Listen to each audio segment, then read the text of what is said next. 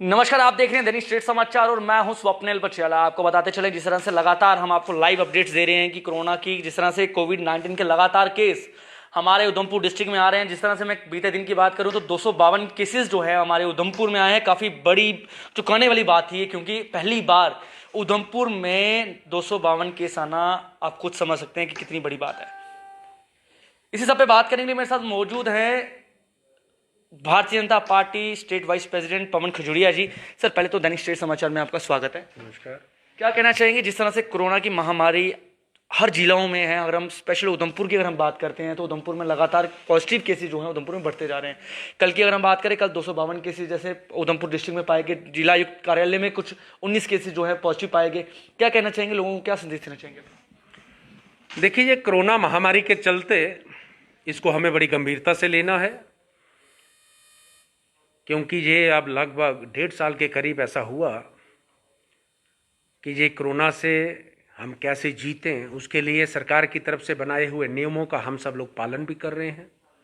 और लगातार जिस तरीके से पहले हम मास्क पहन के रख रहे थे, सैनिटाइज कर रहे थे, हाथ बार बार धो रहे थे, 2 गज की दूरी बनाए रखे थे, उसका नतीजा निकला कि थोड़े समय पहले यहाँ पर काफ़ी नंबर ऑफ जो केस थे वो कम हो गए।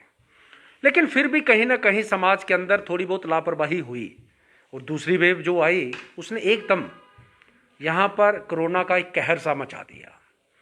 लेकिन मुझे लगता है इससे डरने की कोई आवश्यकता नहीं, लेकिन इसको गंभीरता से लेने की आवश्यकता है। हम लोग इससे अगर सरकार के बनाए हुए नियमों का पालन करें और पूरे तरीके से हम तैयार होकर एक दूसरे का पूर्ण रूप से सहयोग करें, किसी की कमी ना निकालें, मुझे लगता है हम इजिली ये वाली जंग भी जीतेंगे। खजुरिया साहब, क्या कहना चाहेंगे? अगर हम ऑक्सीजन की बात करते हैं तो कहीं ना कहीं पिछले मर्तबा जब पहली लहर थी कोरोना की तो पीपीई किट्स व मास्क की कमी जो है नजर आई थी। इस मर्तबा की हम बात करें सेकंड लहर की तो यहाँ पर अब कहीं ना कहीं पूरे देश में ऑक्सीजन की कमी सामने आ रही है।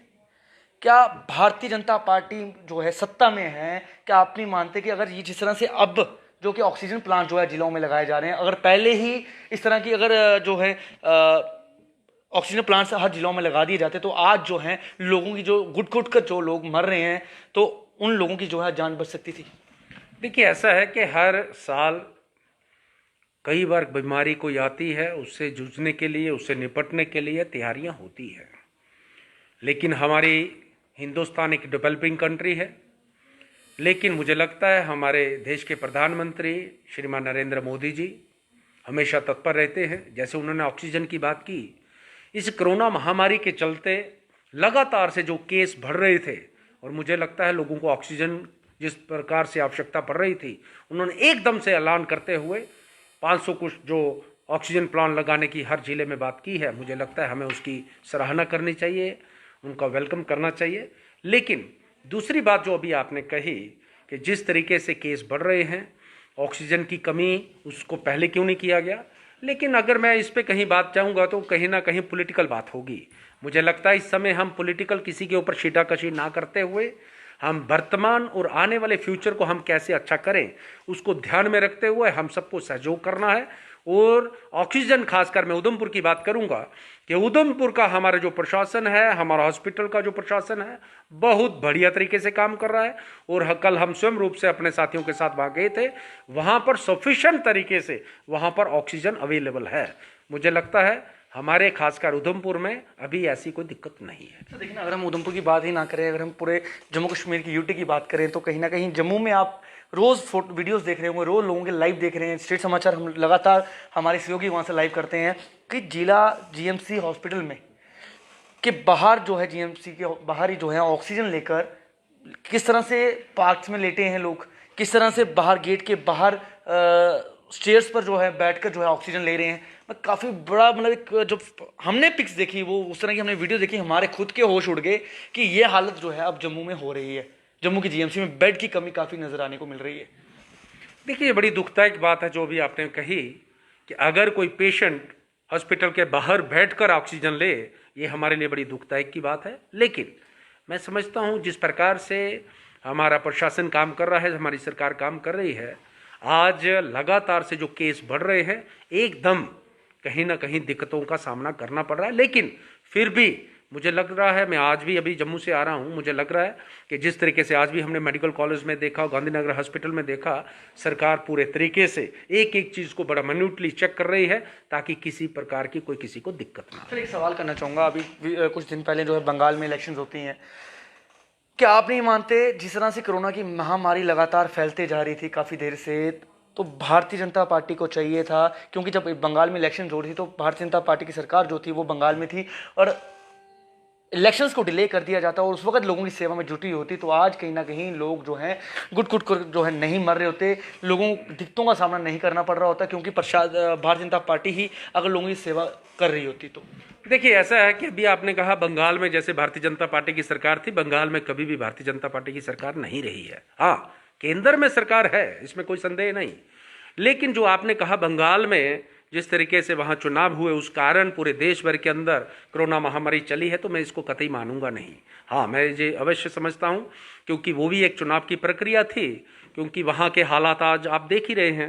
कहने में किसी के ऊपर छीटाकशी करना बड़ा आसान होता है, लेकिन वहाँ का वातावरण कैसा है, इसलिए वहाँ पर अलग अलग चरणों में चुनाव करवाना। ये सवाल नहीं किया, मेरा ये सवाल था कि भारतीय जनता पार्टी जब इलेक्शन वहाँ करवा रही थी, जिस तरह से लड़ रहे थे आप वहाँ पे जो करने गए थे, उसके बावजूद जो है अगर इलेक्शन जो है डिले कर दी जाती तो भारतीय जनता पार्टी अगर अब देश की सेवा में जुटी होती इस वक्त, क्योंकि अगर इलेक्शंस में नहीं होती, लोगों की सेवा में जुटी होती, तो आज लोग नहीं मर रहे होते।